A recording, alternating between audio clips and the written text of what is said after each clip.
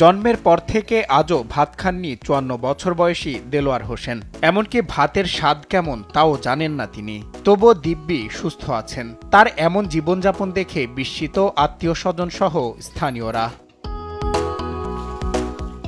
জীবন বাঁচাতে প্রয়োজন খাবার, তাই প্রতিদিনের খাবারের তালিকায় রেখেছেন রুটি। ছোটবেলায় বাবা মা জোর করে ভাত খাওয়ালেও বমি করে তুলে দিতেন। এ নিয়ে পরিবার থেকে ডাক্তার কবিরাজ দেখিয়েও কোনো সমাধান মেলেনি। সে জন্মের পর থেকে ভাত খায় না, ছোটবেলা থেকেই রুটি বানাই দেওয়া হয়, খায়। কোনো জায়গায় অনুষ্ঠান হইলে পারে সে যাইতে চায় না আর কি, লজ্জিত হয়ে। বলছি মানিকগঞ্জ সদর উপজেলার গড়পাড়া ইউনিয়নের চরগড়পাড়া গ্রামের রহিম আলী ব্যাপারীর ছেলে দেলোয়ার হোসেনের কথা। পেশায় একজন চা বিক্রেতা। ৩ বেলা রুটি খেয়ে এক জীবন কাটিয়ে দেওয়া যায় তার জীবন্ত উদাহরণ দেলোয়ার। এমনকি শ্বশুর বাড়ির দাওয়াতের খাবারের তালিকায়ও থাকে রুটি। আমি যখন মায়ের বুকের দুধ খাই, দুধ খাওয়ার সাথে সাথে আমি আস্তে আস্তে বড় হই, তখন আমার মা আমার বিভিন্ন ধরনের খাবার, বাড়তি খাবার দেওয়ার জন্য চেষ্টা করে। ভাত রাইন দেয়, সে ভাত আবার মুইটা করে মুখে দেয়, আমি বমি করে ফালিয়ে দেই। তখন আমার মা বিভিন্ন কবিরাজের কাছে, ডাক্তারের কাছে পরামর্শ নেন। তারপরে এলাকায় গণক ঠাকুর আসতেন, তাদের কাছে পরামর্শ নেন। তারা বললেন যে ওরা যদি আপোষে খাইলে খাইলো, নাহলে জোর করে খাওয়ানোর চেষ্টা নাই।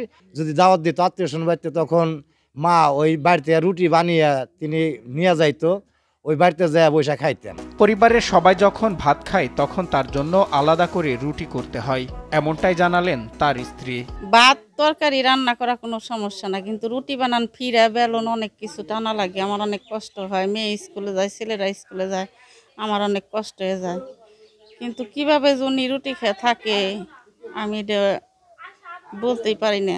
ভাত না খেলে আমার খুব খারাপ লাগে, কিন্তু আমার স্বামী কিভাবে থাকে এটা আমি জানি না, আমি বলতে পারবো না। দেলোয়ার ভাত না খেয়ে রুটি ও অন্যান্য খাবার খাচ্ছে, তাই ভাতের যে উপাদান তা পূরণ হচ্ছে, তাই তার কোনো শারীরিক সমস্যা হয়নি। তবে এমন ঘটনা আগে কোথাও দেখেননি বলে জানান চিকিৎসক। একজন লোক যদি নিজে থেকে মনে করে যে আমি ভাত খাবো না, সেক্ষেত্রে সে এটা করতে পারে। কারণ আমরা ভাতের থেকে যে কার্বোহাইড্রেট, প্রোটিন এগুলা পাই, সেগুলো আমরা রুটি থেকেও পেতে পারি।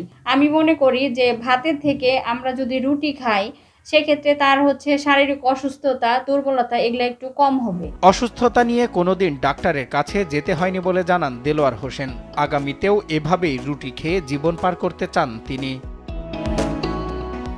সজল বিশ্বাস, নিউজ ডেস্ক, দেশ টিভি।